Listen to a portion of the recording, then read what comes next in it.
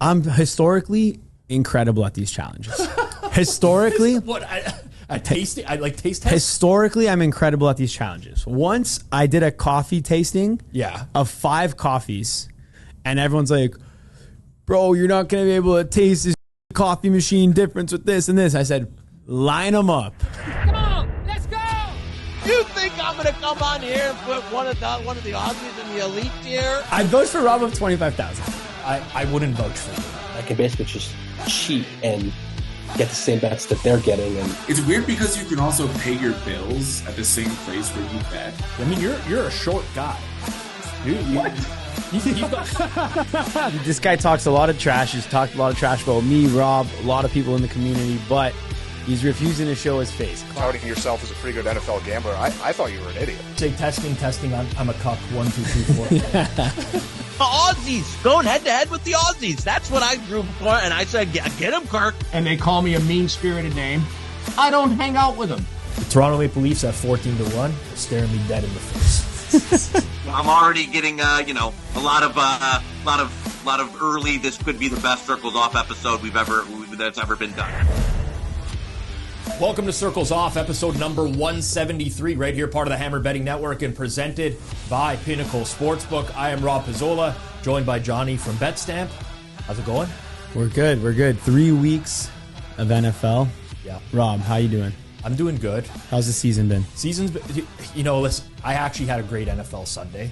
Amazing. This past week, which is nice, but the life of the content creator, NFL bettor, is very different now, because I give out like one best bet on Wednesday, best bet show on Forward Progress. If that loses, it kind of like ruins my mood for, honestly, the full It's day. something you bet yourself though, correct? I had a huge bet on the Titans this week. I went 4-2 in the early slate. I lost money because I had a significant bet on the Titans. Man. Went 5-0 in the late slate. That made me feel a whole lot better. It sucks. Like you have such a good week, you give away one loser, whatever. It's the life of the content creator, but could give out worse bets than that. I know you had a worse bet. You didn't give it out. Oh man, I lost probably. I had listen, not the biggest bet of my life, but I had Shohei Ohtani under 1.5 total bases, and Buddy put up a 17 total base game. I forget his exact stat line, but it was the game when he got the 50-50. Yeah. This guy got 3 bombs, which already that alone's 12 total bases. I think he went 6 for 6. 6 for 6, 10 RBI. Yeah, it was absurd. Not a good day to be fading Ohtani, but listen, I think that might be the worst I've ever lost a bet by. Yeah. Well, 1.5. I needed him to get 1 total base or 0. He got 17. In your defense, good number you got, because it was plus 200 on the under. It was an under. Yeah, to be fair, it was a plus 200. It was an underdog. It's expected so to listen, lose. You but bet underdogs, you're expected to lose. I'm trying to think of the worst bet I ever placed. This is huge recency bias, but I bet the Panthers week 1 against the Saints this year. The game was over in about 5 minutes. Like 5 minutes in, I knew I couldn't cover the game. That's a bad bet. When you're betting an NFL game, an underdog, and you know 5 minutes into the game, you are toast, cooked, that's a horrible bet. So, I mean, I thought the Rams were dead yesterday, though. How about that? How about that comeback? You had the Rams? I had the Rams, yeah. It was Money a line? little bit of a lucky one. No, just spread. Spread, okay, Just take spread. it. Just spread. But what are you going to do? It's been a good couple of weeks. I'm really happy the season's back. Everything's been going. We're approaching soon in the next few weeks. We're going to get the all-time, the 1 month of perfection for the season, where you have the college football, NFL, NBA, NHL, MLB playoffs overlap. That's coming soon. NHL preseason started. NBA preseason is going to start soon. It's a good time to be a sports fan. It's a good time to be a bettor. It's a great time to be a bettor.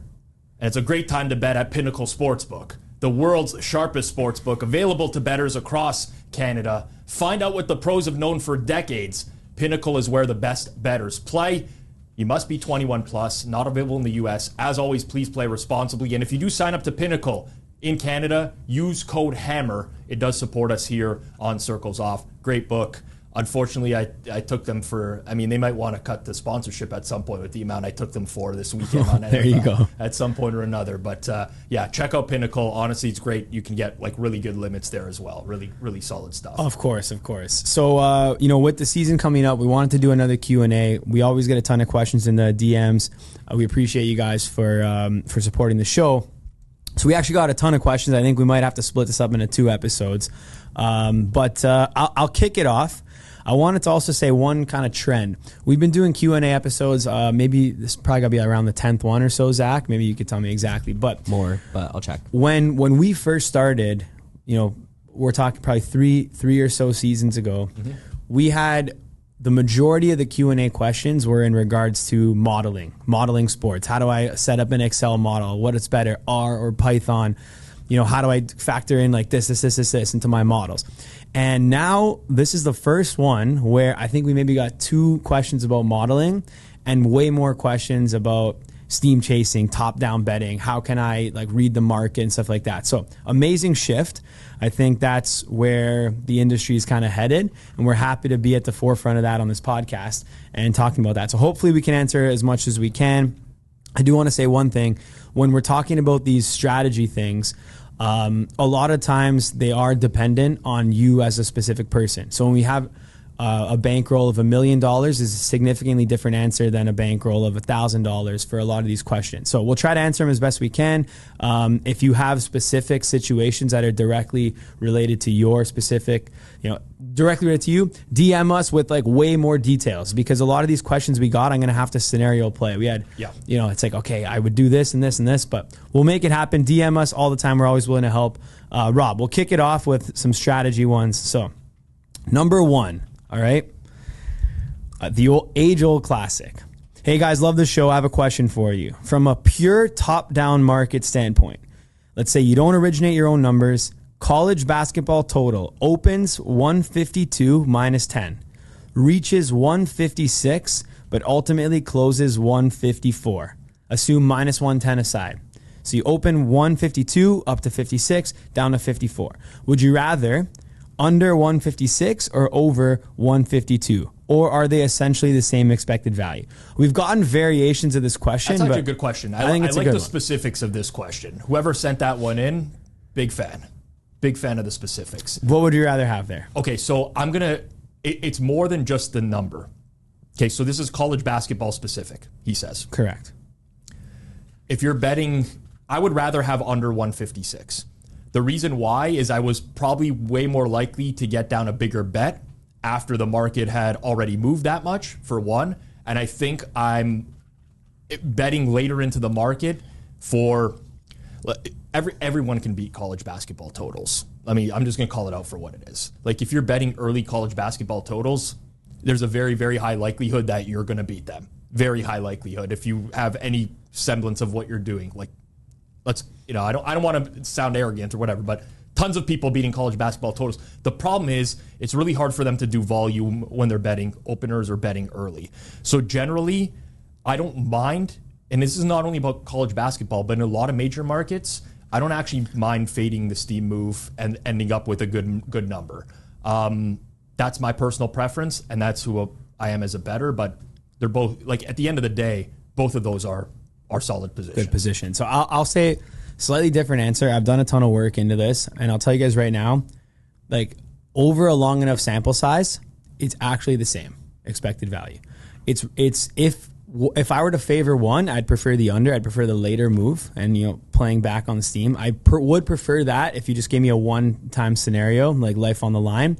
But over a long enough sample size, I do actually believe it's going to be roughly the same expected value, like give or take, let's say 0.1%. So obviously the goal there is just get what you can that beats the close, but don't necessarily think that because something faded down, you're going to have a better position than if it went up earlier in the week. Whatever the closing line is, that's the most efficient number we have at the time. And obviously, caveat being this is college basketball total, a lot of potentially manipulation here and there. So in any like single given instance, you'll never know. But over the long enough sample, it's going to be roughly the same. Next up. Okay, so just out of curiosity, are those the exact same CLV though?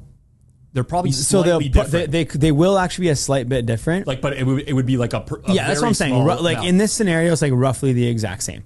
But it would be easier if you like calculated this in a money line bet. Yes. Like, would you rather have like plus 45? Exactly. But you guys get the point though. Roughly the same. I think the under is better value in that scenario. Slightly better value. So there you go. Yeah, because it's 2 points. But up. I understand what the question was getting at, and the idea was like, okay, you're basically at the midpoint.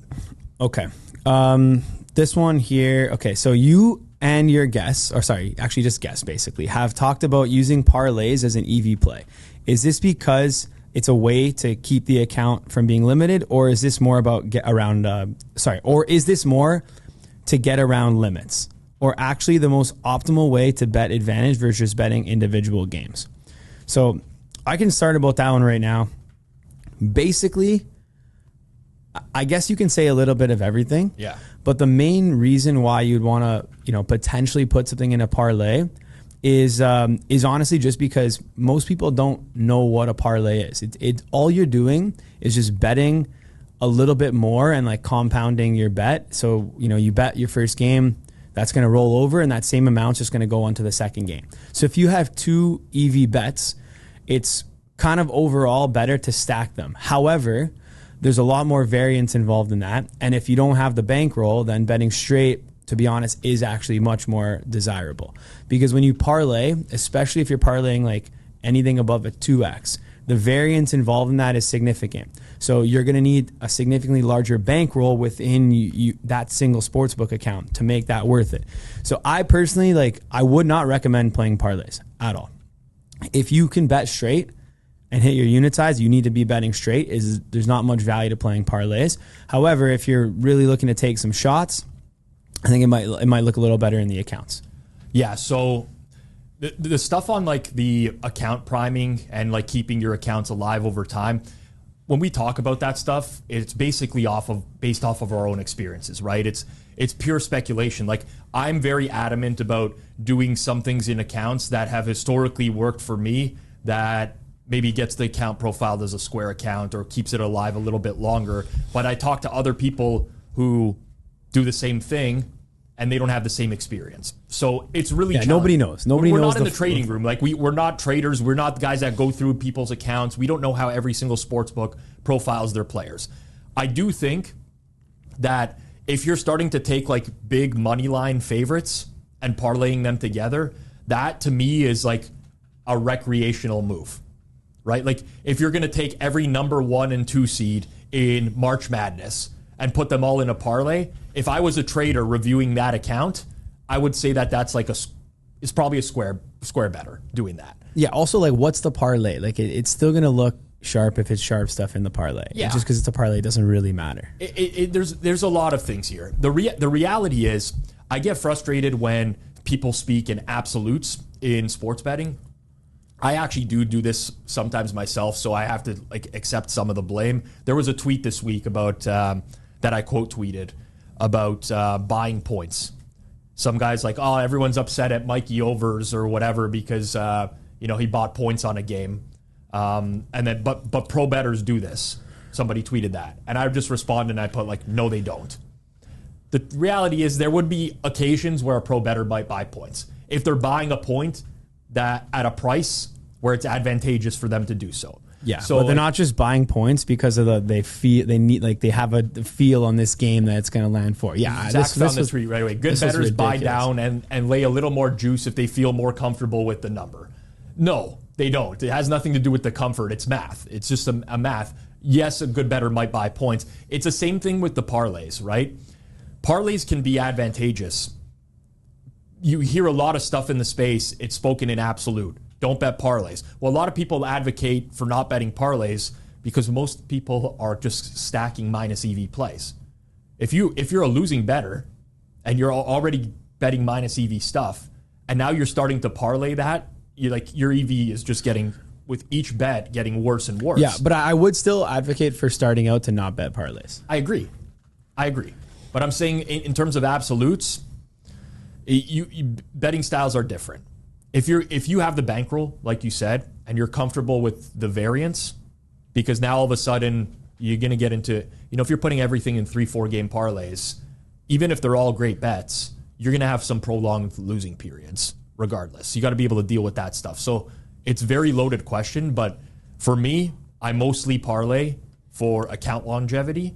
There are instances, though, where I will parlay maybe because I need to get something in really quickly and it's all in front of me right away and I'm just hitting those all at one time. That happens, like player news, right? Compounding player news. This player's out. Okay, now I'm on the receiving yard screen. I have to bet all these guys over right away. I'm just going to throw them all in because I know it's all an edge. And I got to do this quickly before it moves. That happens. SGPs, completely different story. We'll talk about that in a couple questions. There's edges to be had there. Okay, up next is a question by producer Jason, takes by Jay. What is the most efficient way to incorporate round robin bets with Kelly, assuming you have an edge on each leg? I don't even know why he's asking this. I have no idea why he's asking this. Honestly, I don't even really know. I'm hoping Rob can answer this one. I listen. I never claimed to be like the perfect bettor in terms of like, I see these debates on Twitter all the time. And for one, they're above my pay grade. For two, I actually don't ever care to get involved with them. If someone's, not optimizing their bet size because they missed by like a couple dollars, then whatever. But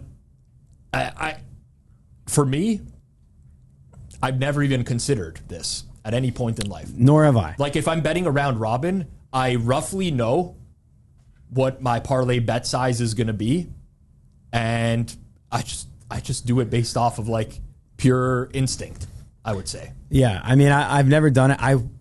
To Kelly's stake within the round robin, there's got to be some sort of calculation that does it. I mean, maybe one of our listeners can calc that for you, Jason. But it's a bit of a project for me to calculate this. I'm sorry. I'm just speaking to my own experience, but I personally have played many round robins in my life, including this past week. I've never once thought of plugging them into Kelly, and like you just have a general idea of what you bet already based off of Kelly. You look at the prices and you just like, I don't know. It's essentially throwing a dart, but have some use common sense every now and then is my response to that. No, like it's a fine question. Like there's got to be a calculator somewhere. Well, I'm good. Jason's gonna hear from me. Next up, we got there's a lot of strategy questions on this. Okay, here's a cool one here, maybe for Rob. Is it plus EV to decline a sign-up bonus to look like a square? Alternatively, decline $1,000 bonus and take something like a bet 10, get 50. So I believe in the shipper episode that we had, I want to say that he spoke about profiling people based off of sign-up. It was based off of how they use the sign-up bonus, meaning are they using it optimally on the correct odds? Are they staking it all there, or are they putting it on something that's negative EV? However, it's pretty. I feel like it's pretty suspicious to sign up for a book and purposely opt out of the sign-up bonus because like who is doing that? I agree with you. That I think is. I would just say like don't use it optimally. Like maybe even take it. I'd say an all-time square move is you take it and let it expire. Yeah. That's a better square move than opting out of the contact customer service then say my bonus expired. I need this bonus. Yeah, that's not bad. I haven't put much thought into this, but definitely Shipper saying that they looked at this when he was with his sportsbook back in the day. I'm sure other books were also looking at this stuff, so I get it. I would say my gut feel is that you take it and you just don't use it optimally. Like we know you should bet dogs a lot with this stuff. If it's a free bet. Yeah, if it's a free bet, especially. Throw the free bet on like a minus 1,000. You look like a complete idiot, but you're going to still probably get something out of it. You know what I'm getting at? Like you're still getting something out of the bonus, but you're looking like a moron in the process. Could be something there.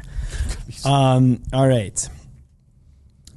How do you deal with bankroll management when your money is spread out between a bunch of different books? I currently have a bankroll of around 20,000, but is distributed unevenly across books. More at DraftKings and Caesars, less at FanDuel because I keep losing on baseball props. Should you be constantly rebalancing accounts or just sizing units to the bankroll at that given account? So here's what I do personally. So I have money in a lot of different regulated books, and I do balance them depending on my volume, right? There's nothing worse if I'm going to bet college football props on a Saturday morning. I don't want to run out of money in an account because I had 10,000 sitting in another account that I'm not betting into in that morning. So I try to redistribute based off of my volume. We talk about the importance of bet tracking all the time, and you can, if you're tracking your bets properly and what books you're placing them at, you're going to notice that you're betting a lot more in some spots than others. Have those accounts more well-funded than the other accounts. That's just how I approach it on a weekly basis. I do a Monday update, see where I'm at in every account. I know generally how much I'm going to be betting on a college Saturday or NFL Sunday into those accounts, and I will redistribute from one book to another if I had a really good week, or if I'm not using one, I'll start withdrawing from there, moving the funds over to somewhere else. Yeah, I think at the end of the day, 20,000, it's a good size bankroll, right? You're not talking about $1,000. My answer would be different for that. But also, once you get to a certain amount, this wouldn't be an issue. So you're in the unique case where this is an issue for you because it's 20,000, so you can't really spread these across everywhere. It might be $5K a book. You're trying to bet 1,000, 2,000. You're going to get it in play. What I'd say here is it's actually fine to load it all up into one book if that's the book that you have an edge with. But I'm not saying then you can't be betting stuff there at worse prices than the other book. But if you had an edge, for example, betting a specific thing where the most of your money was earned at sportsbook A, then it's actually plus EV to withdraw everything from your other 3-4 sportsbooks, put it all into sportsbook A and trying to run up the balance. So at your level right now, you're not focusing on ROI growth. You're really just focusing on how can I make the most amount of money? How can I grow this bankroll from 20K up to 100 up to 130? So if that's your goal, then basically, like Rob said, figure out where your edges are. Tracking is super important. You got to figure, okay, I'm actually down on baseball props on FanDuel. So I think I have an edge here, but maybe it's only a % edge. I have a 3% edge at this book and I have a 7% edge at this book. So I need to be putting that money in on the 7% edge right now and growing that up. So in certain scenarios, what I'd say is, it's highly likely for you right now in this scenario that you should be going all in on one book and trying to run that 20 up to 50 at that one book and then redistributing back once that edge is gone or once, you've been cut. Yeah. Also depends on what's being bet into them as well. And, if you're just line shopping, if you're just, top down line shopping or whatever, or not even top down, it could be bottom up and just line shopping in particular, you're going to want to have the outs that you can do that easily. That you can do that. It really depends on what you're betting. Really interesting you said to grow your bankroll from 20K to 100K to 130. Yeah. What was the seems pretty logical. He's at 20K. I was gonna say he wants to grow from 20 to 100 to a million, yes. And then I'm like, it's a million. But you went to 100. A million's aggressive, and then I was thinking, okay, from 20 to 100, and then it just popped out 20 to 100 to 130. But hey, 20 to 130 is a nice come up. It's 110K profit. You keep 100 in the roll. 10 out, spend that. That's a fair number. No, I'm just saying, if I had a 20K bankroll, okay, I have a goal to grow this to 100, right? And then you're mission accomplished. What's the next goal going to be? No one's saying it's going to be 130. I'm striving for 130 next. Next checkpoint, 130. No, that's fair. That's fair. Okay. Couple, we'll switch gears here for a bit. Podcast / personal topics. Got a couple on here. I like that you titled the section as well. It's a nice grid I have here on my computer. Did you put this in Excel? Yeah, I always make a little. You organize them in Excel. I always make a little grid. This guy's the biggest Excel guy of all time. Well, I know you're a big Google Sheets guy. Everything was in a Google Sheet. Also, you know what? This is just very random. Can I see that really quickly? Just turn it to me. You have this habit. You take the first column. Always. The Never haven't done that. He reduces it to a really small size, and the first row, and the same thing. You have an artificial border that you create. Yep. When did you start that? Bro, I can't even work on a sheet. It drives me crazy because I freeze panes a lot, and I don't know. I don't. It's just like clean. To me, it's like clean. It's more of a mental thing. It's my own. It's your thing. Okay. Yeah, but yes, you picked up that. If I send you a sheet, it always has that. Always. Every sheet you send has never that. Not had a sheet that has the first call. Do you have a specific size you reduce it to as well? No, they just have to be the same size. Like either, but it could be anything. I'm sorry. All right, podcast / personal here. What are your thoughts on Kyle Kirms calling you guys scammers? This was from our buddy, the prop dude. Zach, do you got more details on this? Oh, by the way, yeah, I have no idea what this was. I was hoping you guys knew. Yeah. Did he call us out? Yeah. So Kirms, the sauce? The sauce. Yes. He called us out? Yes. Just briefly, like, I obviously see all the YouTube comments. Since we did that episode, he responded positively. Basically, just to kind of give the brief context, he was responding positively, and then over the last couple of months, it's turned pretty negative, where he's commenting every couple days, basically calling you guys scammers. For what? And saying that the information you gave out is bad. You're giving out bad math, giving out bad tips, and that nothing he said in that video is wrong. Everything he said is right, and that you guys are the ones who are wrong. How are we giving out bad math? He literally said his strategy is the martingale strategy. He said it's guaranteed to win. I have to fill in some blanks here. First of all, that really upsets me. Sauce? Our boy. After that video, Kirms. After that video, which, if people don't know what we're talking about, we did a reaction video to a betting strategy piece of content that was on YouTube by Kyle Kirms, The Sauce. It was one of our previous episodes. Got a lot of views, honestly, probably because Kyle Kirms has a pretty large following in YouTube and people were seeking it out. And a lot of people were upset that we did that one. By the way, we don't take personal attacks in these. Bro, if he wants to call Rob a scammer, fine. At least he gives out losing picks on Wednesdays. I don't even give out picks. He touched base with me after this video. We chatted back and forth via Twitter DMs. I actually had a call with him because I wanted to have him on Circles Off. Part of the reason was that he was saying that, this was, you guys picked an old video of me. Fair. I've learned a lot about sports betting since then. You guys were fair. I just want a chance to talk about myself because you've portrayed an alternate reality of who I actually am as a person. I'm okay, we'll do it. Touch base with him. I'm just looking, he messaged me on July 15th. What's up, man? Did you want to record an episode soon? I said, let me talk to my producer. We'll see what works. I'm traveling to Europe for a few weeks and then have Bet Bash in Vegas, but we'll try to make it happen. That was the last conversation. It hasn't come up. We pre-plan these episodes well in advance. For those that don't know, I also have my own Google sheet with stuff coming up.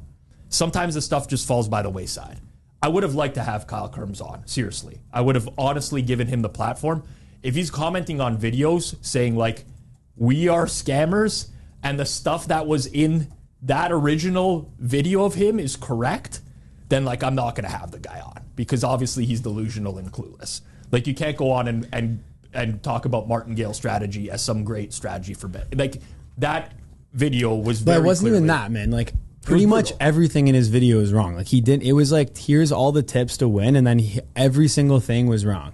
I don't even think he had any good advice. But except when he said this, he's you gotta track your stuff, and we're okay, here he goes, and then he's because if you went 0 for this week, no way you're going 0 for next week. Yeah. Everything was terrible. So I didn't know this was happening, in all honesty. Oh, Kirms, man, the sauce. It is upsetting.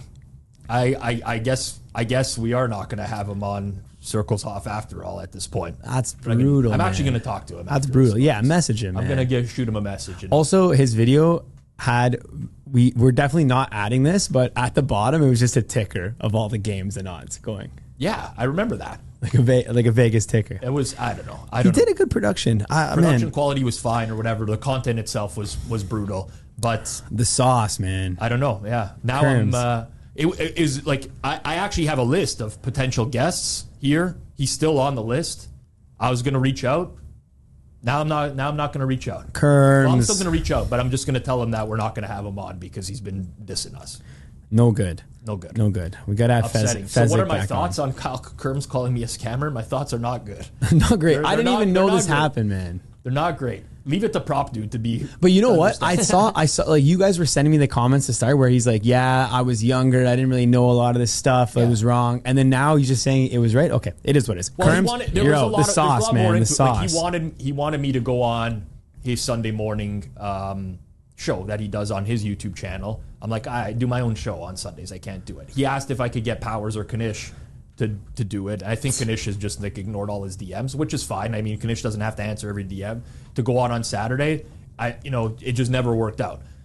They're doing their own Saturday content for us as well. But I don't know. It's not good. Kirms. Not good for Kirms. I actually talked to Kyle. Like we had a video call. We were like chatting. We were talking for like half an hour.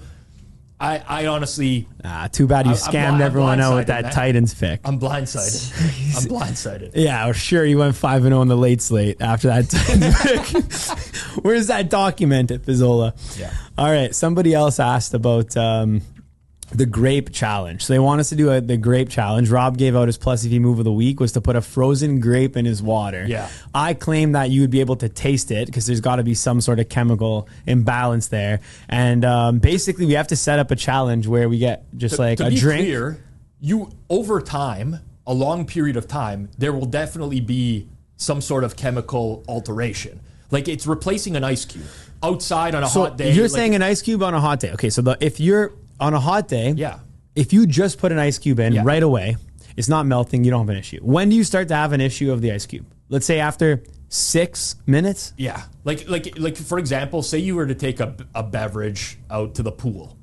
Just a random example. On a summer day, you leave your beverage outside on just like everyone does, right outside the pool. So after 5 minutes, if that thing's got ice in it, it's toast. It's going to be all watered down. You drink it, it's watered down. Okay, so here's what we'll do then. We'll leave it out for 6 minutes.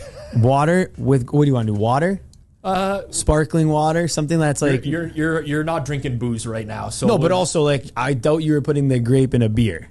No. It's definitely not for a beer. It's definitely not for a beer. It would be for like a vodka soda. A vodka soda. Exactly. Okay, so let's say we'll take that drink. We'll do one with a grape, one no grape. Yeah. Or like a couple grapes, whatever you were going to put. Yeah. We leave it 6-7 minutes to set. I guarantee you I'd taste the grape. Here's the problem with that.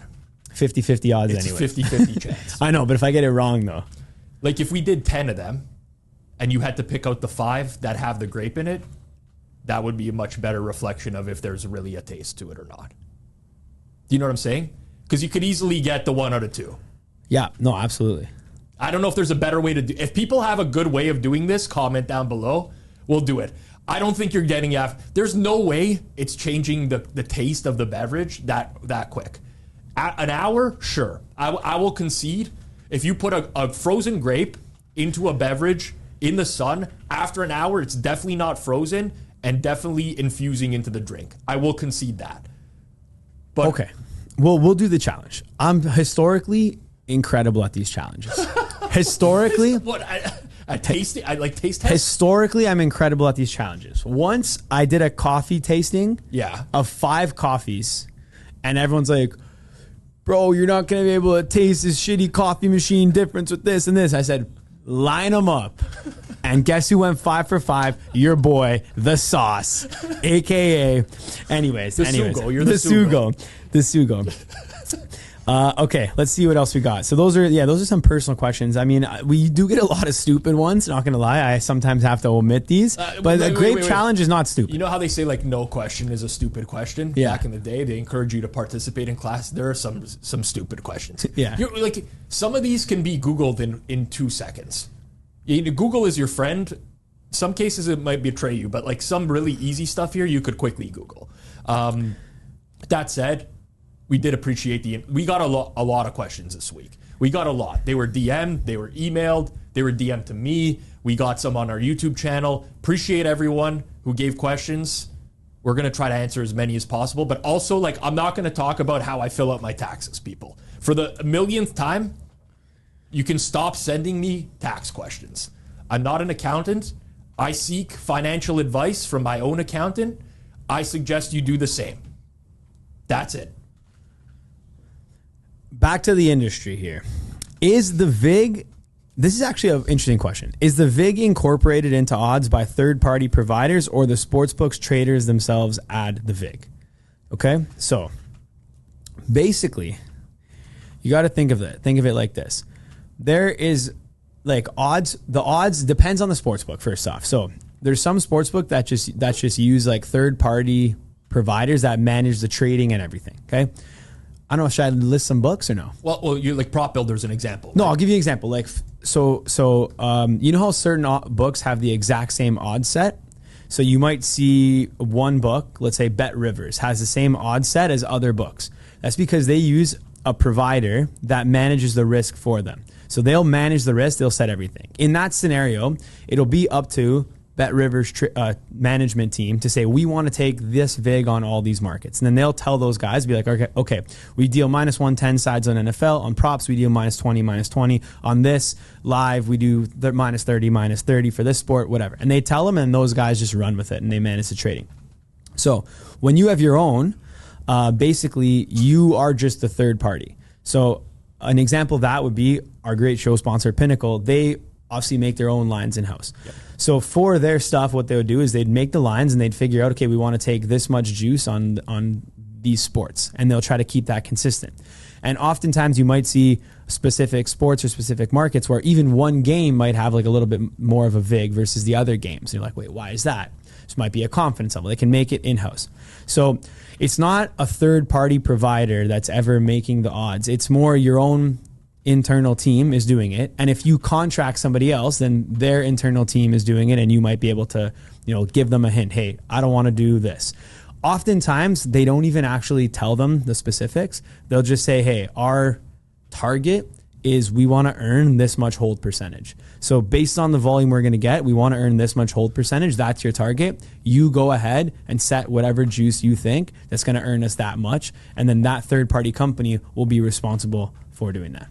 How's that answer? It's pretty good. It's very in line with my experience. Like, we can reset the board to 0 now. But when I was in the offshore space back in the day, we would have some of the trading done in-house on certain markets, but there would be stuff like Prop Builder, which is like an external tool from a third party, and you'd negotiate with them. And there was always an option. Do you want to manage your own risk in-house, or do you want us to manage the risk on our end?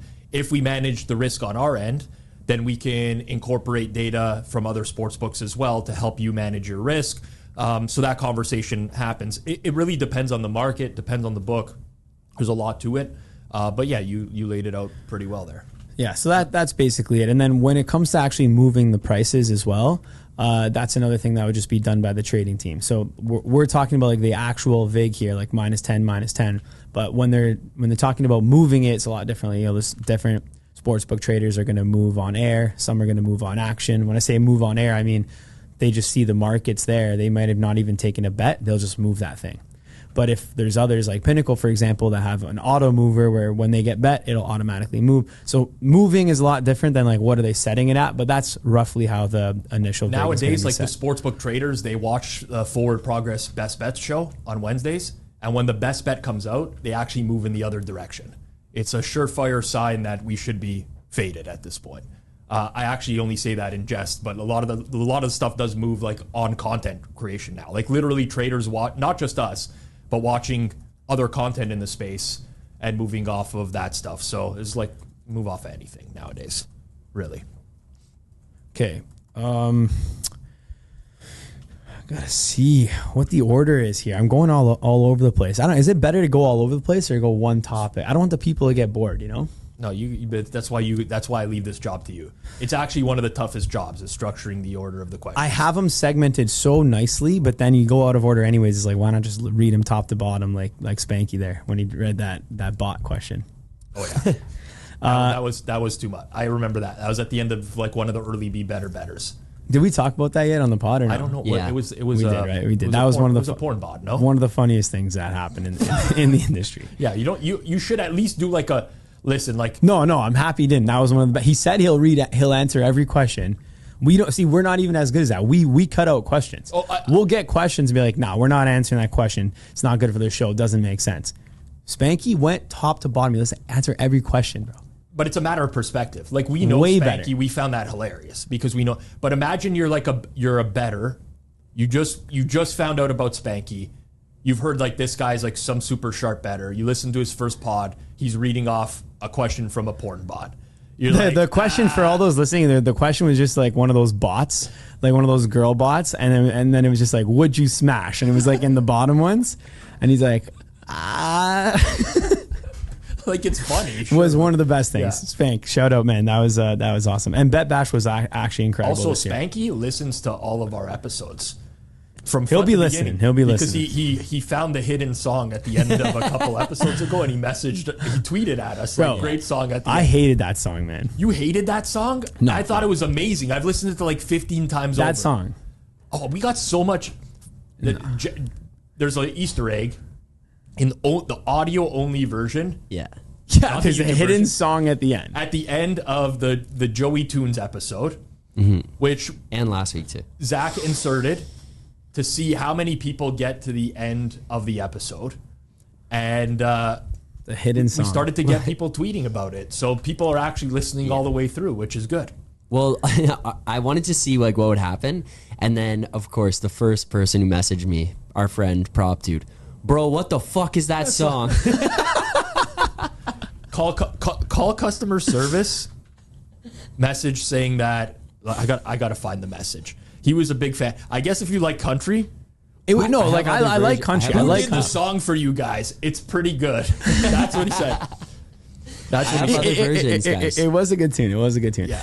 Anyways, back to the questions here.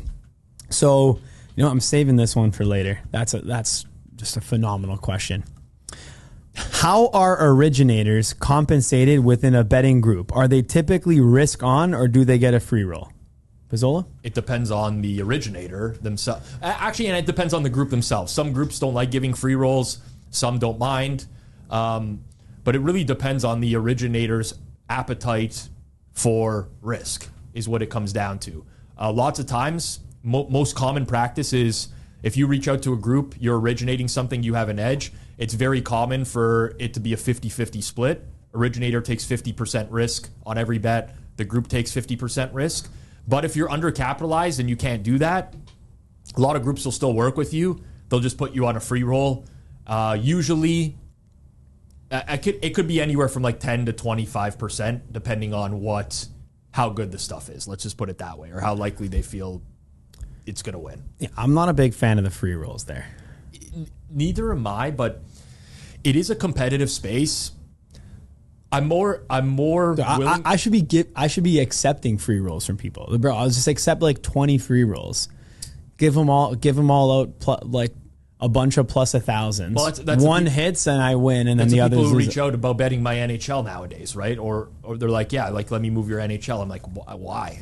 I'm. It's very easy for me to fill the bets at very good prices. I don't need anything. Like I'm not taking more risk on these bets. I'm betting the maximum that I can on them.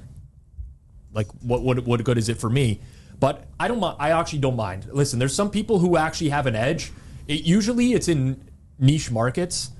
And the reality is, like, when somebody comes to me and they're like, oh, I can beat, I have this big edge on whatever, EuroLeague basketball, maybe even worse than that, like Division 7 Peruvian soccer.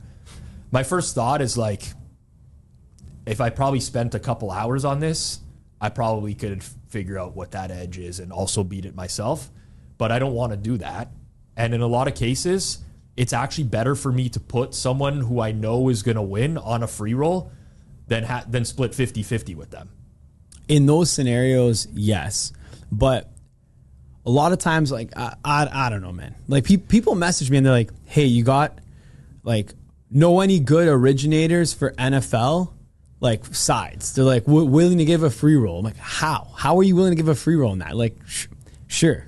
Yeah. I don't do it because I don't want to scam people. It's like, yo, I'll do it. Sure. Like, Yeah, I'll just I give can you originate 7 the NFL. picks. Yeah. I was giving you 7 picks a week. Like, what do you need? Yeah, that's I don't know. It's different circumstances for different people, I guess. But I got into betting. I'm only at the level that I am now because I was given a free roll. I do. I know. I recall. Like, I never would have been betting a couple dimes on baseball games if I wasn't given a free roll to do that.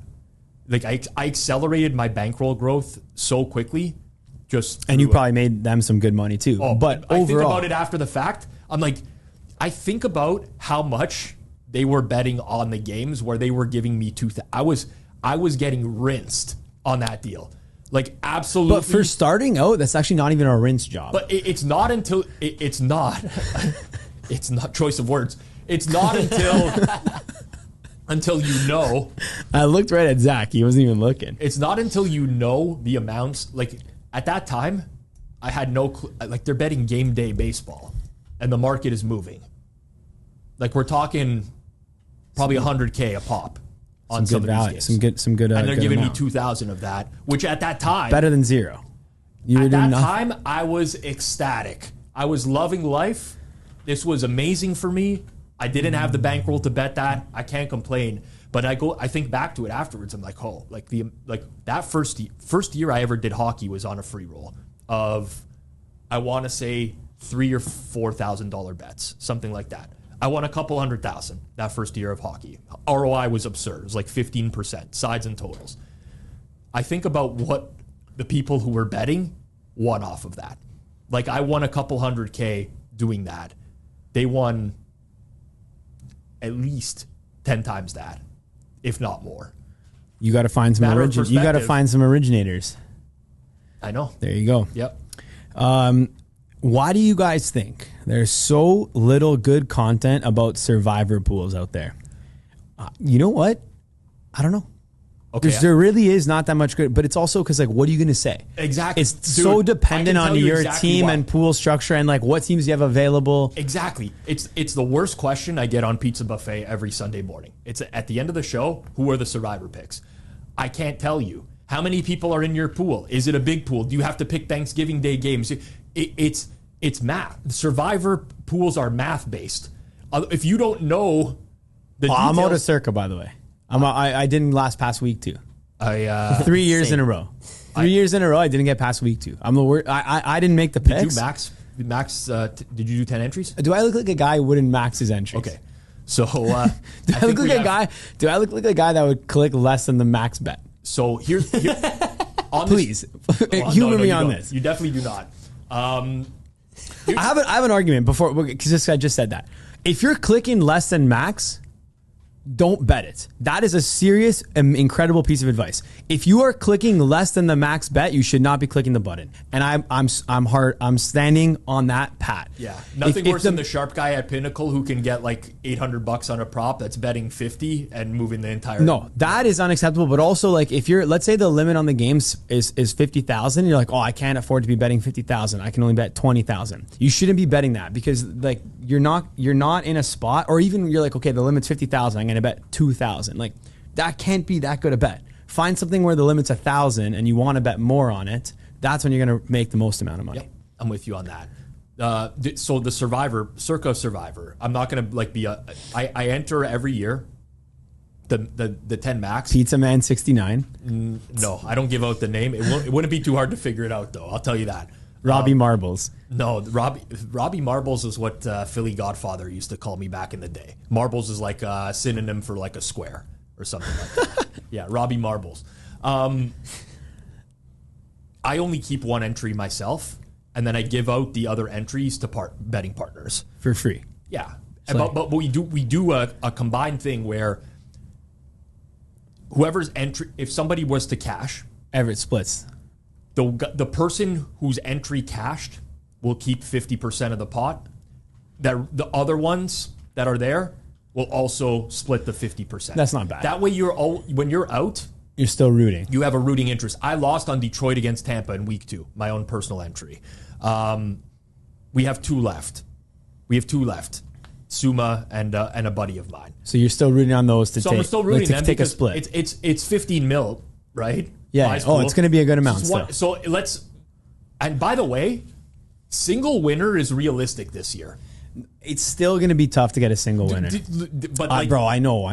It's going to be tough, but it's realistic. It's not outside the realm of possibilities with the amount of people that are eliminated now that you could get a single winner. So we're potentially talking about one person in our group, if they won, could take $7.5 million themselves, and the other 9 split 700. Almost a mil Canadian, or a mil Canadian, roughly. Right. I also have to get them to sign a document that my attorney put together about like splitting it and the if I have to pay taxes on it, it has to be deducted from that. Like I had to do this at like because now we're dealing with like a large amount of money. If someone wins, I don't want to deal expected value is $1,000, buddy. But chill. You can't be sweating Survivor until week 15. EV on every entry now is $6,000 maybe. Yeah, you didn't go up like that much. No, it's not that much. Yeah, it's like $6,000. You still good. GRP's 1K up to trying 6. To sell his entry for $20K. Who's buying an entry for $20K? I might be interested, George. Send me a message. But the reality is,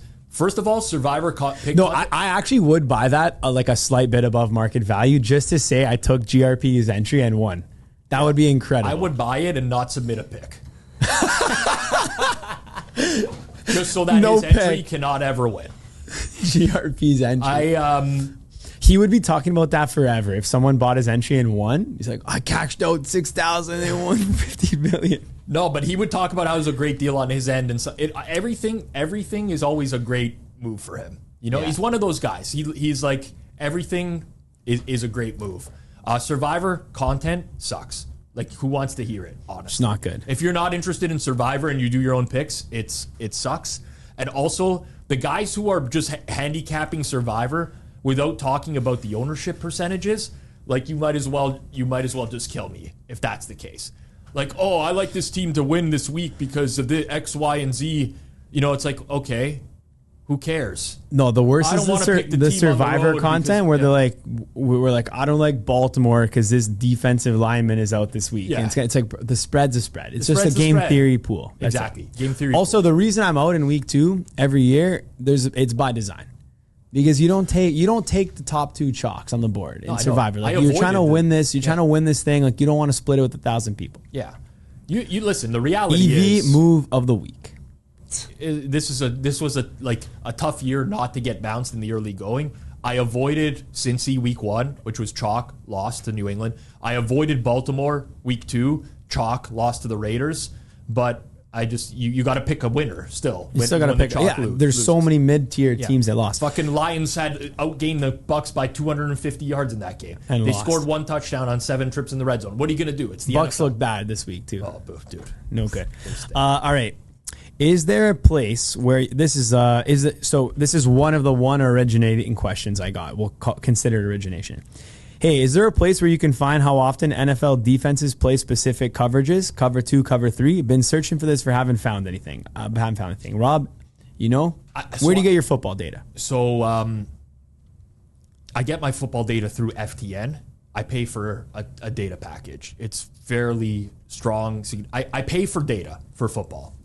To me, that's like at the level I'm betting at. You need to, yeah. I'm not just going on. I'm not like going into like a covers box score. But it's a rounding error. How much you're paying for the data? Agreed. You have to. It's just the cost of doing business. In the betting market, if you're going to compete with or try to compete with the best bettors in the space, you got to do so by any means necessary. I used to work with a guy named Frank Brank. That's his real name. It's not made up. I laugh all the time, but he's working for FTN now. And when he first went over there, he's like, this is all the data that we're going to be plotting that's going to be unique to everything in market. And I use that. So that's where I get a lot of my coverage stuff. I have seen people posting to Twitter coverage data this year. I don't know where it's coming from. I honestly don't know if there's a public source. If there is, and you use it, drop it in the comments below so that someone else can find it. But to me, I don't want to I don't want to be like, I get it from I get it from a private data source. If you want to pay for private data, you can do so. But I'm sure in a couple could be years plus EV to pay to buy the data. Depends on what you're doing. I purchased a lot of stuff on data in the past. And it's always like you think it's a lot, but it's not. Like it's so much worth. It's so much. Even if you're like saving time just sorting through stuff that you could get for free, and you're buying a subscription for like $100 a month, it's like well worth it. Yep. Agreed. We'll end on this one for this episode, and then we got more questions. If they didn't get answered, will be in the next episode. So this one is something I think Rob and I are going to both disagree with. Guys, how do you feel about placing a staggered parlay, whereby you bet a 5-leg parlay on EPL overs and unders with the last 2 legs starting later or the next day so that you can hedge? I get criticized on Reddit for doing this, but I've been highly profitable doing this the last 2 seasons. Thoughts? I wonder why he gets criticized on Reddit for doing this. Just don't bet the last few legs if your intention is to hedge. Like, just bet the first 3 games. Yeah, like, people do this all the time. This happens in the NFL with all my buddies. If you're betting for fun, game parlay. If you're betting for fun, it's amazing because then it's like you got a 3 sweat. You got like 3 staggered sweats, 1 p.m., 4 p.m., Sunday night. But if you're betting for profit, there's really no reason to bet games that start later unless those are good games. Yes. The problem is a lot of people throw a lot of just the Sunday night football game into their bet for the sake of increasing the payout. Then it gets to the point where they have to make a decision on whether to hedge or not. They don't know how to optimally hedge, for one. They're going through their own head asking every single one of their friends, what do I do in this situation?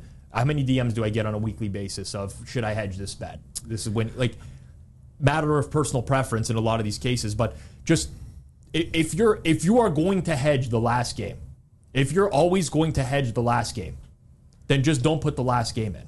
Because most of the time you're going to be hedging with a negative expected value play. Well, the other part of that whole thing is, why are you betting with the intention of, like, it's just a lot more work as well. Like, you're basically putting this in and being like, okay, I'd hedge it out if it got to the 5th leg.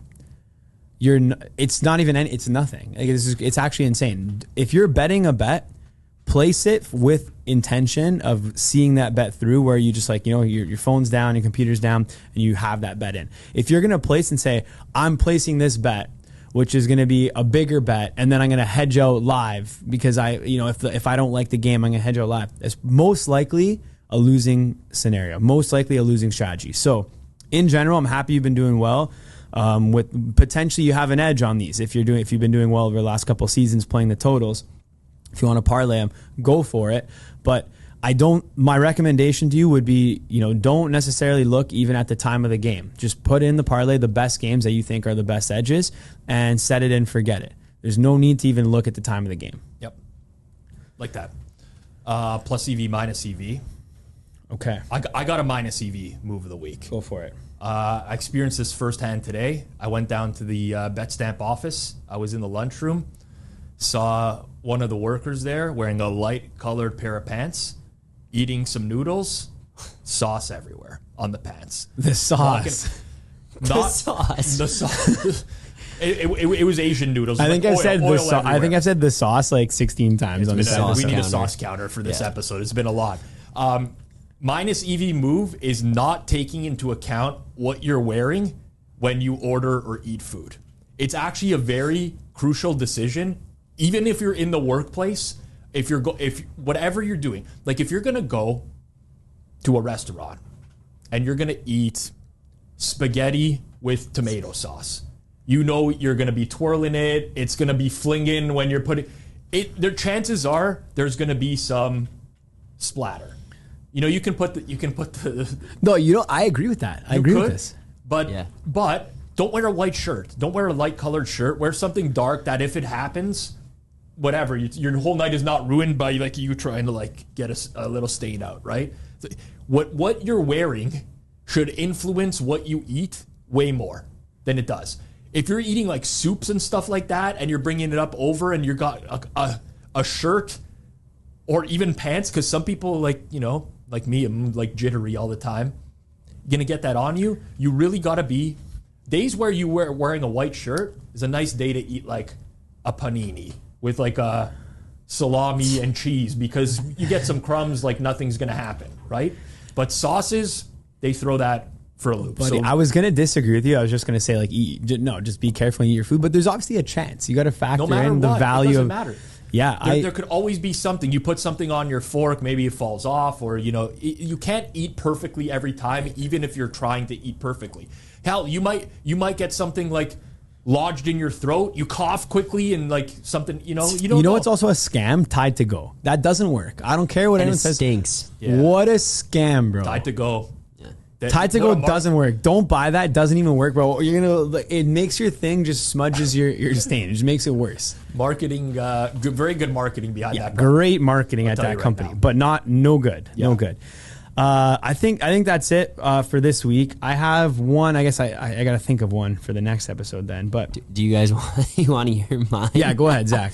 Okay, so I was gonna say this is going to be an all-time dunk on myself, but I was going to say negative EV is reading Twitter and like getting annoyed with people on there. Like there's a guy that we know who tweets NFL stuff. He like charts things and grades them.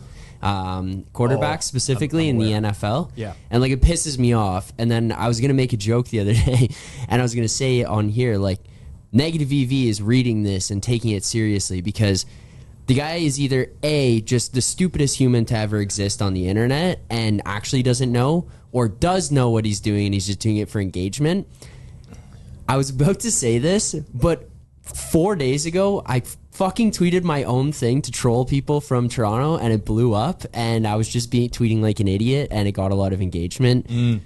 So, like, I am also the problem. You're also the problem. You're part of the problem. Yeah. Engagement farming. Yeah, it's hard engagement farming. I mean, listen, it happens in the space now. Like, so I'm not going to lie. I was just doing it as a joke, like, Yeah. but I realized as I was about to say it here that I did that.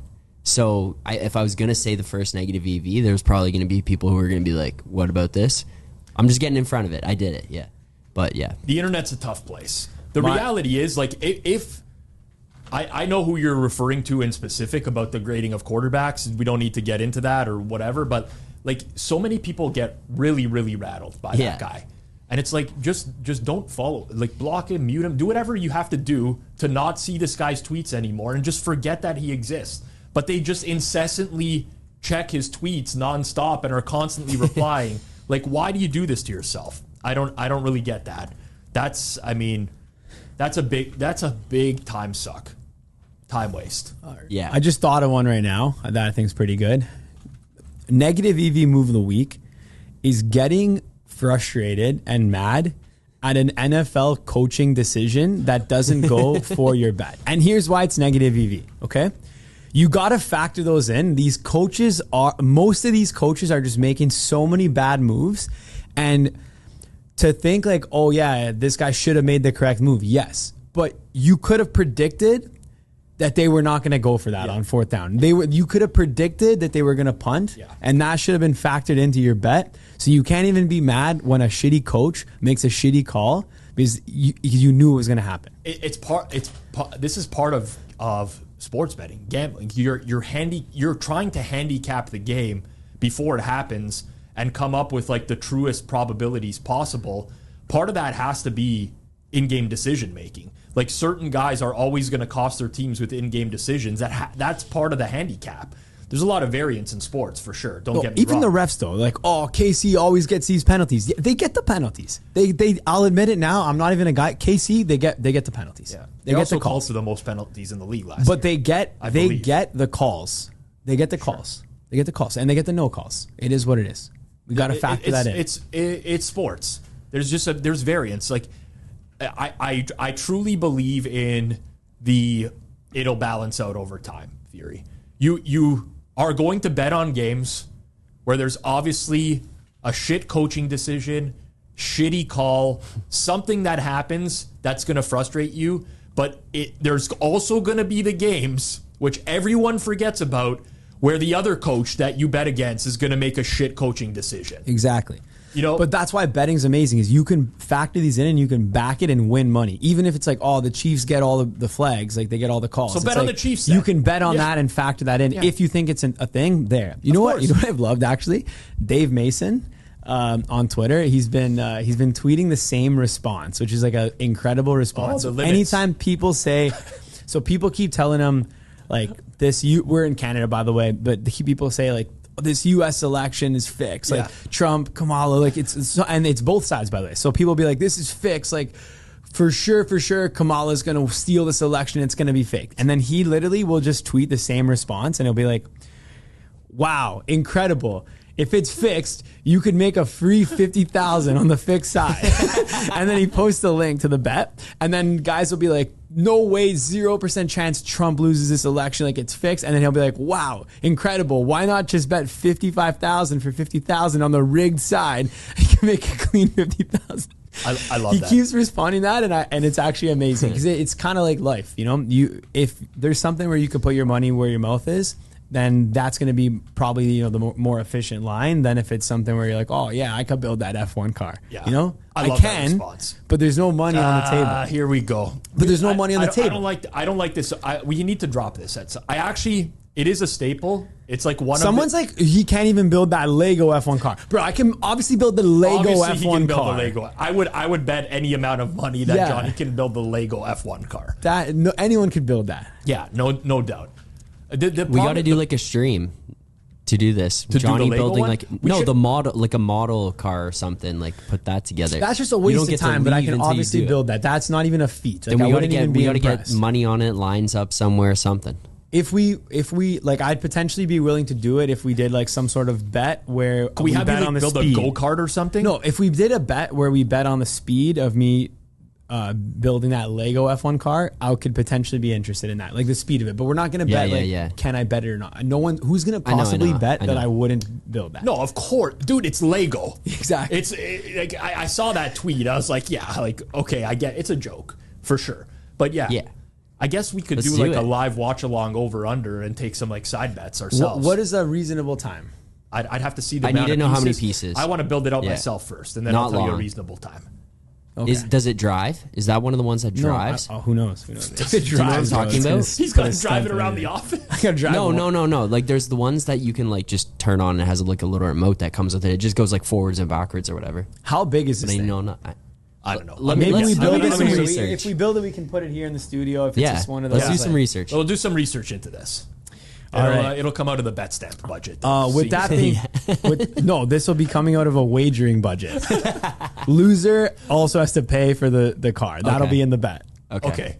Yeah, that's a good bet. That's a good bet. We can set up all sorts of side bets on this. Oh, yeah. We have to live stream this. I'm sorry. You're going to have to do it in a live I think we could probably get odds for this on a couple places where Rob used to consult for. Yeah, we wouldn't be able to do it in the regulated space just because there'd be too much accusations of match fixing involved. But offshore, for sure, we could get odds up. We get it in the new studio.